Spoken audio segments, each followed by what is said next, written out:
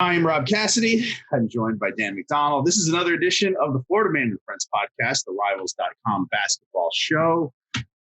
Dan, I will not lie to you. I will not lie to the listeners. I have felt better. I got after it last night. In the words of Jim Woolridge, who used to coach K-State. Did you go out? Did you get after it? I did the second one. The Super Bowl did that to you, though. You know what? Just a terrible game to watch. Yeah, I mean, so I kind of thought it was going to be just one of these classic great games between two awesome quarterbacks. And so I'm like, I'm going to stay at home. I'm just going to kind of hang out, keep it low key and enjoy the game. And yeah, that's what happened. Man, I'm going to stop betting on the Chiefs. Like, I know I've complained about this on the show before. You have it's a weekly thing with you. Well, usually they win but don't cover. So it was kind of fitting that they sent me off on my way this year by just not even scoring a touchdown. Didn't even really give you much hope either. No, I mean, it was bad. I just thought it was a bad game to watch. Congratulations to Tom Brady and all, but what happened? Dude. Like, the offensive line for the Chiefs just didn't work, or I don't think. Well, they had. I knew they had the one guy opt out this year. The guy who's a doctor. Yeah. And then they had against the Bills, I think it was the left tackle went down with an Achilles injury. Mm-hmm. So that's two. And then I guess they had Mitchell Schwartz. I think I heard somebody say he was out. So that's three. I don't know who else they were missing, but I mean, they did not look like they belonged on the field. I lost. I don't know. I'm going to lose my house. I hope things are all right down there. No, things are good. It was just a frustrating game, and I got carried away drinking. So I am a little bit tired, to say the least. But we can move out. You did well, though. You won some prop bets, right? Yeah, I was just telling you. I had so I went first score was going to be a field goal plus 170. That was an aggressive play, but we hit. That's big. Then I was, like I said, I thought it was going to be this great game. So I did largest lead of the game was going to be under 14.5. So 21-6 kind of killed me there. Yep. Then once I hit the field goal bet, I came back and I said, you know what? Let's go under 2.5 on number of players to attempt to pass. Because these are teams, they'll run some gadget plays, but it's not usually the receiver throwback stuff. Yeah. So I figured we were all right, and we hit. So 2 of 3. No, that's big time. I did not do as well whatsoever on anything. Yeah. My favorite prop was Patrick Mahomes' first touchdown pass will be over 12.5 yards. He did not. We're still waiting for that one to happen, Rob. So you never know.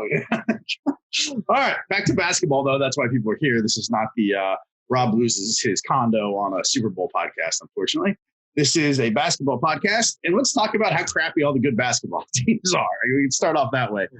What is there something we attribute this to? I mean, Kentucky's unranked. Kansas is now unranked. North Carolina, Duke.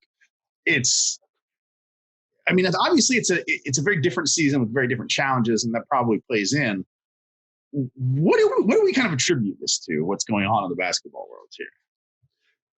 Yeah, I mean, I've been trying to pinpoint it, and I do think a lot of it has to do with youth, and then tie that into the COVID restrictions and how many times teams got to practice. Like, I was just talking to a coach yesterday who told me they didn't even get to do anything more than a 4-man workout until the middle of October, all through the summer. So you're talking about teams where you just, depending on what part of the country in or what your circumstances are or how many guys you've had test positive or what your school's policy is on that. I know it's league by league, but it can also be within a league, school by school can be a little bit different. So I think the youth and the COVID stuff has been a big part of it. But yeah, it's weird, man. I'd like to, and maybe I will do this for a story sometime next week. I'd like to dive into some of these rosters and see how old the players are. I mean, we know Kentucky. Well, so I did that in my column a week ago Friday, and I believe at that point, so this would have been 10 days ago now. I guess probably like 12 days by the time this comes out. So that week, of the 50 starters on top 10 teams, I want to say it was 26 of those 50 starters were in their 4th year of college or more. Yeah, it feels like COVID's the great equalizer here for teams like that, right? Like Kentucky, for example, got a bunch of freshmen. I mean, these blue bloods are blue bloods for a reason. It's because they put players in the NBA. They've got a reputation for sending players to the pros, which in turn makes your roster a little bit younger every year. So when you get hit in a pandemic and you can't practice, I guess it stands to reason that schools like that would suffer a little bit more because they haven't had years to gel with these teams. So maybe that explains the complete lack of traditional powers in the top 25 right now, but it's unlike anything we've ever seen. I mean, who is the biggest name program that's currently ranked? I mean, even like you look at, so obviously like the main blue bloods people think of Duke, Carolina, Kansas, Kentucky. Like now none of them are ranked, but I mean UCLA, I think they're still ranked, aren't they? No, I don't think they may have dropped them because the USC lost. They dropped. But yeah, like even look at Louisville. Like Louisville's kind of in that next tier teams, and they've been playing better lately. I think they might still be ranked, but yeah, it's crazy. I mean, like I think going back to what I was saying, like of the top 10 teams, I think it was only 6 freshmen were starting on top 10 teams. It was like Jalen Suggs, Greg Brown, Reese Beekman at the time because Virginia was in there, and there was a few others. There's only 6 total former 5-stars. I think it was. Like it was just crazy some of the numbers that were in there. Yeah, I mean, we think of college basketball as this game dominated by freshmen and sophomores, and it usually is. But I think in pandemic times, when you throw guys together on a roster and say, hey, here's 5 practices before the season to figure it out, it's not going to go well for you. And it's not. And I think that's why you're seeing some of these more veteran-laden teams that seem to look like powerhouses. Now, I wonder, is this gonna be something where it hasn't yet? Is it going to start leveling out the more games they play here? Like, is this a situation where a Kansas, I don't think Kentucky's going to do it, but like where Kansas or a school that is struggling right now becomes hot at the right time and makes a run in March? It's going to be interesting to see if that happens. I think it's a real possibility. I'll give you a good example. So I've had this question asked me by a bunch of different coaches, just kind of want to know like more about the 2020 class. And these are more coaches at like the mid-major level who aren't recruiting these kind of guys, right? And the question that's been thrown to me is that was a 2020 high school class so just a little overrated? We're a little overdoing the expectations for these guys. And it's a fair question because you look at it, of the 5-stars, I mean, obviously Jalen Suggs has been great. Cade Cunningham's been great. Mobley's been really good. Sharif Cooper came in, has been terrific.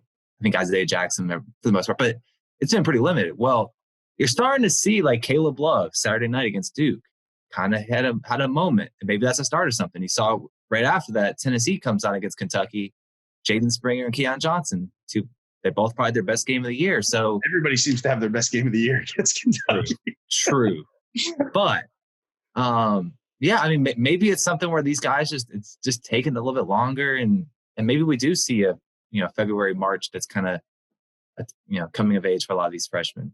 Who's been pretty good as a team this year. They got some freshmen, but they're pretty veterans. I'm really liking what I see from Florida State on a sporadic basis. Like, this is a team that I've watched them 4 or 5 times, and they look like 4 or 5 different teams, but at their very best, I think they can stand toe to toe with some of these top teams in the country. And if they get hot in the tournament, I think they're watching. They've got some veteran leadership too, and that's helped. Yeah, the veteran leadership you mentioned, the thing that Florida State always has, is like ridiculous length. Yeah, and inside they get a couple 7-footers now too, huh? Yeah, and then you get Scotty Barnes, who plays a lot of point guard. You got a lot of length on the wing. I mean, that's the thing with them. If they can get to games where they're just hitting shots and the ball's moving, like they can be tough to score on. So they could be a team that could surprise them. Barnes is kind of a microcosm for the whole team. It seems to me, like I said, I've only watched him 4 times, so it's not like I've watched every game. But there are games when he looks incredible. We talked earlier about freshmen. Yeah. And then there are games where he looks like a freshman. He looks like he needs some time to develop. And it's really been interesting with me because you see it. I think you see this a lot with a lot of these freshmen we discussed. You see those flashes. And Barnes will flash it for a whole game, and then he'll kind of fade to the periphery for a couple days. So it's been interesting. I think the larger point is that I think Kentucky's not going to figure it out. That whatever, they're fundamentally broken. But I think some of these other blue bloods might start clicking down the stretch. I think Kansas is an interesting team to watch. I know Kansas fans are really mad at them right now. They do look downright bad, but they are going to make the NCAA tournament. They do have a bunch of talent. Bill Self's a great coach. And I think when that team starts clicking, they could make a little bit of a run in March. And I would say the same thing. I think Duke's got a lot of issues. I think they can maybe get in the tournament, but if they got out of the first weekend, I'd be shocked. They do not appear to be trying at some points. Yeah. But Carolina, to me, especially I'm not saying we need that Caleb Love every game, but if he just becomes kind of more closer to everybody kind of thought he was going to be, like they become kind of a little bit dangerous. And I think they've won, was it 6 out of 8 or 5 out of 7 or something? So I know the ACC is not great, but I mean, it seems like North Carolina's got a little bit of momentum going. So maybe it'll be interesting to see what happens with them. Let's say this is a good segue. We can talk about the top of the rankings. Let's talk about Gonzaga. Let's talk about Baylor. We kind of went over this in a story that we wrote this week, but are you starting to become convinced that these two teams are A, capable of running the table, B, are on a no doubt crash course to play each other in the national final? I mean, they do look a lot better than everybody else. Yes, they do. And I think I answered the question this way with Baylor. Like, I mean, when they got 3 or 4 more tough regular season games, a couple of them on the road, and then you got to go play a Big 12 tournament, which ain't going to be easy. I don't think Baylor's running the table. I don't think they are. I don't think they are either. I mean, they still have to go to Kansas, which it's hard to win at Allen Fieldhouse. They've got to play Texas on the road still, I believe. Yes. They finished up at Kansas on the road, which we just talked about. Kansas doesn't look great, but anytime you go to, up to Lawrence to play, it's not easy. At Allen Fieldhouse too. I mean, obviously they're not going to pack the stands, but there are fans going to be there. So that should have some kind of implication, I guess. I think Gonzaga, the only thing that scares me with Gonzaga is they go on about a 2.5 month stretch where they don't play anybody. And I think that's tough to kind of go from that and then turn it back on. Like I would bet there's about an 80 to 90% chance they're running the regular season table through the conference tournament. Yeah, I would concur with that too. But Baylor's the question mark on that front. And we've seen this with Gonzaga before. I mean, I think the knock on them is that's always the knock on them when they lose in the tournament, right? As well, they go in cruise control in the WCC, and this is what happens. But this team feels different to me, and I don't know if it's just Suggs because they do, they always have a guy, but I don't know if they've had a guy like this for a while. Yeah, I mean, I hate to throw this caveat out there, but everybody can be an injury away from or foul trouble away from having problems. So I mean that's something we obviously can't predict. But if you were to, I think I did this a couple weeks ago too. Like, if you ask me Baylor, Gonzaga or the field, I don't know, man. Like, that seems like it's a pretty lofty bet to put that. I mean, it is 2 really, really, really good teams. But there are other really, really good teams that I think let's run through them. Like, I think Illinois. Yep, that's good. I think Iowa and Kofi and that's my pick. I think Michigan can run the table. Yeah, it's going to be interesting to see who wins that league, by the way, because and they okay, you want to stay in the same league? I'll give you Ohio State. They look. I've watched them a couple times recently. They look tough. They looked tough the other night. Who did they play? Iowa, I think. What was that, Thursday night? Yes. And they beat them. And Iowa looks like they're in trouble. I mean, not in trouble, but they don't look like they looked. But is it Iowa's in trouble, or is it Iowa's playing in the best league in the country? And it's hard to find wins there. And they're battling some injury issues as well there. I know Alabama's lost 2 out of 3, but I don't know, man. The way they defend and the way they can put up points. I mean, I think there's somebody that can go a long way too. Missouri just whooped them minus the last few minutes of the game. Let's each pick a team that isn't Gonzaga or Baylor that you think's got a chance here. Who's I got to take Illinois. Yeah, that's who I wanted to take too. I like them. They're fun to watch too, man. They get up. They kind of got the guard play. Like Coburn is a monster too. It is a blessing that they got him back. Oh my goodness. A lot of kids will pretend they're going to the NBA, but the NBA really doesn't want them. I think that he could have carved out a niche in the NBA had he left us. He is probably, like, if we're going back like 5 years or so, he's one of the better ones to actually come back to college.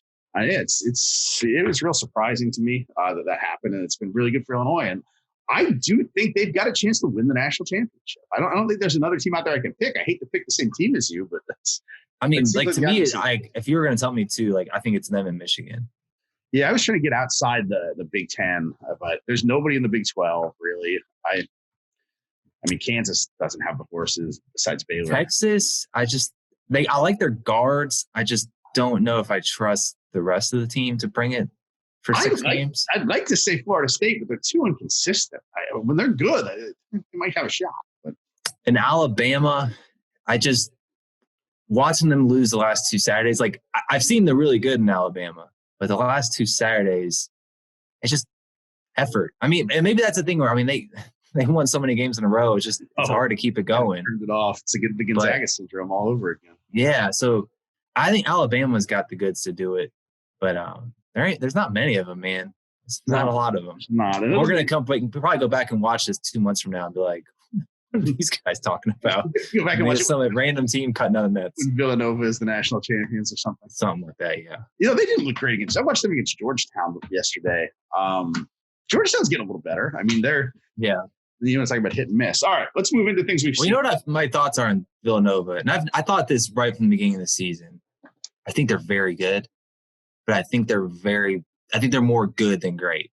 I think they're very, very solid. I think if you were going down a list of guys I trust, Jay Wright's in that top 5. They are kind of the anti-Florida State in the way that you always kind of know what you're going to get from them, and it's I think there's a high. Those are never going to be too low.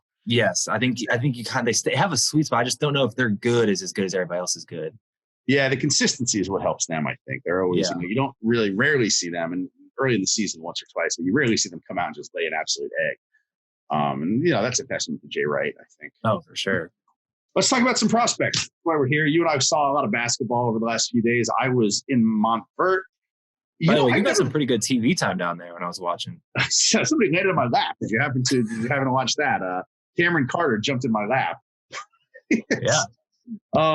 Yeah. No, it was good. I'd never been there before. So have you ever been out there? I have not. It is a expansive campus. And they've got a barbecue restaurant there on campus with a sandwich named after Pat Mahomes. It's actually pretty good. I mean, it's a really nice, really, really nice setup. Like, it reminds me of like if IMG was more of a real school. Like, I feel like Montvert feels like more of a real school than IMG does. As far as the fake school categories go. Yeah. It's a nice facility. I had a good time. They're great people out there. Saw some good players. How much of it did you watch on TV? What kind of struck you? I saw, not much. Not as much as I want to. I have the games recorded. I'm going to go back and watch them. I've got all these stat sheets here in front of me from it. You know what was interesting to me? The last time I saw Grady Dick, who I think everybody thinks is going to Kansas. He's uncommitted. He's from Kansas originally, plays at Sunrise Christian. Kansas loves him. He seems to love Kansas. I wouldn't say it's a lock, but I think that's kind of the way we're trending. He had a nice little bounce back performance because the last time I saw him, he really struggled shooting the ball. And he kind of showed that was, kind of an outlier, I think. I really liked what I saw from him. I really liked what I saw from Jalen Duran at Montvert. That kid really changes the game, even without scoring. Even when he's not scoring and he scores 8 or 10, he changes every shot. I mean, if he doesn't block it, he changes it. It's when that guy is in the game, when the guy's out of the game, Montvert is a completely different team. So I think people, when they do watch him, and they might not sometimes see the stats from him, I think that's the number 2 player in the country, really. If you really dig in and you watch that guy game in and game out, just there's nobody else in the country that really impacts the game like that, besides maybe Chet Holmgren and some of those other. Oh, yeah. But now you're talking about the elite of the elite. Yeah. So I enjoyed him. I enjoyed what I saw to Derek Whitehead, too. That Montvert team was voted. That Sunrise team was voted. Tennessee Kennedy Chandler hit a buzzer beater like I've never seen. Like an off-balance leaner from 3 to force overtime in a game they eventually won. He hurt himself. I don't think that bad. I don't think Tennessee fans should be sweating it or anything, but he didn't play in the second game because I think he tweaked an ankle on that overtime. Yeah, he's tough. And I hadn't seen him in a year and a half now, but he is a jet.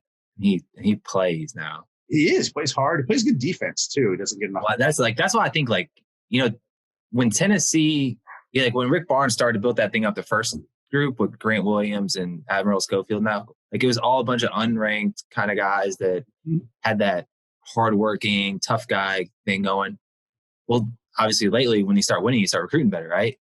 But they've kind of kept guys like Keon Johnson, Jaden Springer, and now Kennedy Chandler, who kind of fit that same mold of guy, but they're just 5 stars as opposed to you want to talk about tough kids. MJ Rice, he's built like a tailback.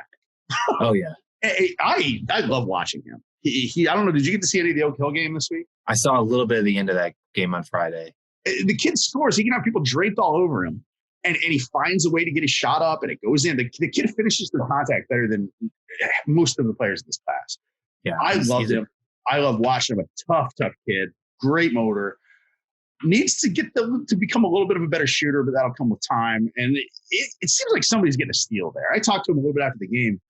He's really high on NC State. Now it's early. He's going to get more offers. Who knows what'll happen? But they've been recruiting him since 7th grade, and they might have a chance there. I think he's their top target. He seems to love it there. He's been on campus before COVID.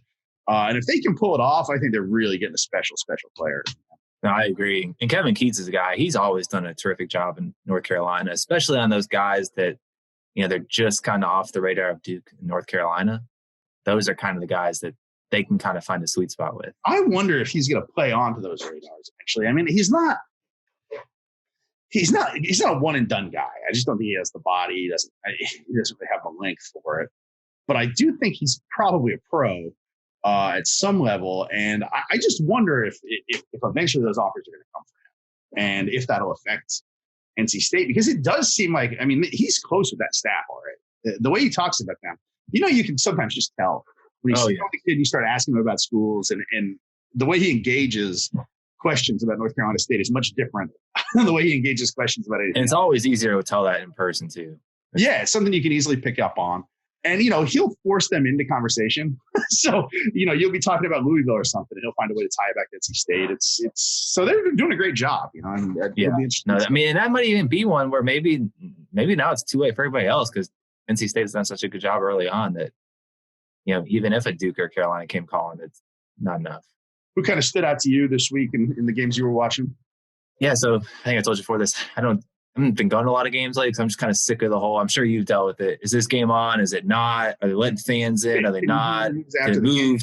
Game times? Like I'm done with it. So I'm strictly online watching. So got to see a little bit of Matthew Cleveland on Friday against actually playing against Ryan Mutombo, and Mutombo looked good. Just got a couple of cheap fouls, which I just hate when referees call bad fouls on big guys. So how's Ryan looking from a weight standpoint these days? Is he look, I mean, about the same. I would guess he's around 230. I mean, he's a big, strong kid. And the thing he's got is he's a really confident, comfortable mid-range shooter. And he makes his free throws. I think the next step for him is, he's gotten to where the skills are better. He can catch the ball, he can finish. But everything just needs to happen a little quicker. Like, he's just a little bit slow, methodical, getting it up to the rim. But it's just a matter of coaching it and repping it. And, I mean, he's going to play for a pretty good one, Patrick Ewing. So, no, I think Georgetown fans should be excited, just like I think Florida State fans should be excited about Matthew Cleveland. I think the thing that always stands out about Matthew is, his the skill development keeps getting better and better and better. Like, he's more confident shooting off the dribble and all that. But he plays so hard. Like, we talk about Florida State having all that length and that being so tough on defense. Matthew's going to fit right into that. Pace also has Josh Reed as a junior who we put in the top 100 this past time. I've not seen him yet. Tell me a little bit about him. Yeah, so I think I like about Josh is he's about 6'7", big, strong frame, probably about 210 already as a junior, like just a good-sized kid. Just really good. I put this on Twitter the other day. My favorite thing about him is he's not out here trying to win over the mixtape guys, right? Like, he just the simple, smart basketball plays that Play is going to make, and he knocks down open shots. He'll keep the ball moving. He can drive, dish, finish, whatever you want to do. I think he's kind of multi-positional. So I think Georgia offered him maybe a week or two ago. Xavier, Boston College have offered him. I know, like Wake Forest, Georgia Tech, some of those kind of schools are in the mix for him. So he's a guy who I'm kind of curious to see what this summer ends up looking like, especially if college coaches can eventually get back out. I've been talking to college coaches about, you want to talk about people that are strictly online. They're so sick of this. Oh, I know. Well, it's funny. Like, I just had a conversation about that over the weekend with a coach, and I'm like, do you guys think / want to be out this summer? And like, I get both sides of it. Everybody kind of like, I get a lot of guys saying, yeah, we're ready to go back out. Like, I'm sick of this online live stream evaluation. And the other guys are like, man, all the risk we take. Do you go out and you get it? Do you bring it back to your team? And well, who it's good for. I mean, okay, let's talk about this. This is good for non-blue bloods, right? I mean, it's not a situation where that you're seeing the same. Like, if you're Stephen F. Austin, that maybe Texas A&M is also in the gym watching, because I mean, you got to do the work now. I mean, you got to pull up the stream, find the stream. I feel like this is a way to kind of level the recruiting playing fields where you can find a guy and not have to worry about the sharks circling the waters, So I would assume the online evaluation is better for mid-majors and small or high majors than it is for the Kentuckys, Carolinas, Dukes of the world. You know what I think is going to be big too is it's really, the more I've watched games online, it's really obviously hard to tell size. Like, is that kid 6'7" or is he 6'9"? Kind of a big deal. Yep. Explosiveness just quickly off the floor is a little bit harder to tell. So I think the guys, you've got to trust what you see on there, I think, but the guys who have people in the gyms, coaches, trainers, AU coaches, the college coaches that have those connections in their specific areas are people they can trust. Yeah, they got to have trustworthy guys. And I think that can be a helper too. So I'm with you. I think it does level the playing field because it's just, and I think what you're going to see too is a lot of schools are like, you know what, we're not going to waste our time with a high school kid. Like if it's even close, I think these schools are going transfers because I think there's going to be so many kids in the transfer portal.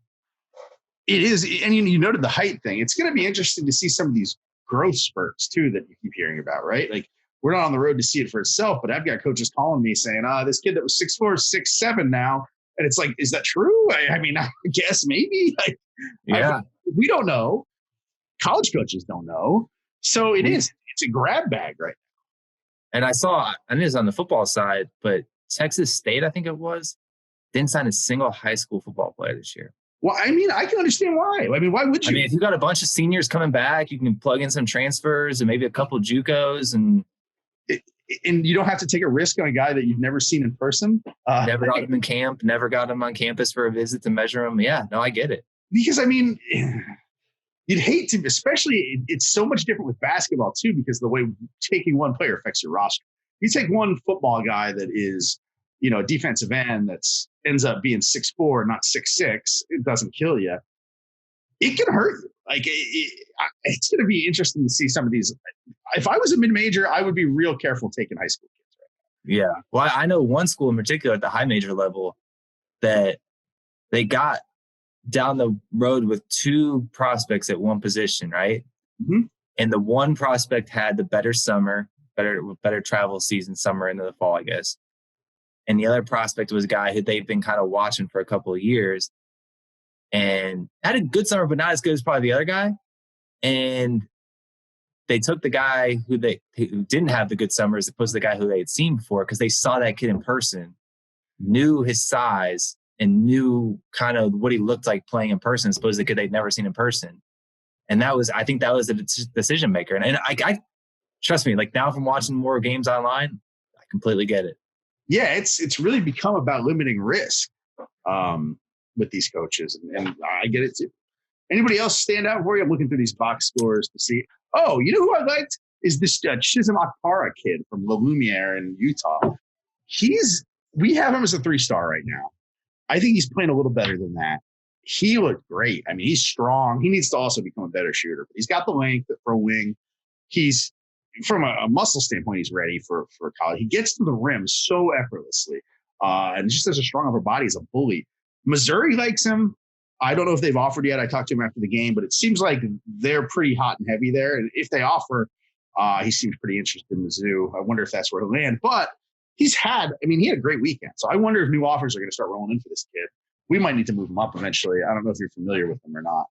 Yeah, I hadn't really had a chance to see him much. Another guy I saw this weekend was a guy we put at the very end of our 2023 rankings, Stefan Castle. Oh, yeah. That was one of the ones we were kind of working on the last couple of spots, and we got him at 29, I believe. Kind of like you mentioned with Jalen Duren, I think Stefan had 2 points the game I watched. You're going to be like, why the heck are you talking about this kid? Well, he literally controlled the game in every facet. I bet you he had 8 assists. I'll bet you he had 6 or 7 steals, maybe up near 10 rebounds, and his team won by 20 points. And I told his coach afterwards, I don't think I remember a kid playing so well and only having 2 points. And that's just kind of what he's like, a 6'6" guard that just does a little bit of everything. I'm a numbers guy. I'm an efficiency guy. I like advanced stats, but there are certain things that. Well, the other thing too is I've seen Stefan go off for 25, right? So and I've seen him do it multiple times. So I know he can do it. So the fact that, he he had a couple of kids on his team who kind of stepped up and went for 20. So he could kind of just, not to take a back seat from a production standpoint, but from a scoring standpoint. Yeah, no, it's been, it was nice to be on the road though, man. I got to tell you, I hadn't been anywhere since I was up at IMG because there just aren't, they keep scheduling this Pangos camp in Miami, but they just can't do it because the COVID numbers here are so high. So they keep pushing that back. So it's been, for me, man, I really, really hope we get to see the travel circuits this summer, like the EYBLs and the Under Armour. With the vaccines and stuff, I think even if they have to push it back, I think that it'll be fine. There'll be some. I would think so too. The most recent plans I've heard is, Nike wants to kind of keep buying a little bit of time, and maybe in June you see an EYBL, maybe. So yeah, and I'd be happy to go out and cover it, obviously. But no, this has been good, Dan. Like I said, I wanted to keep it short today because my Super Bowl tiredness set in. But I think it was fun. I think it was good, and we'll do it again next week. All right. Sounds good, man. All right.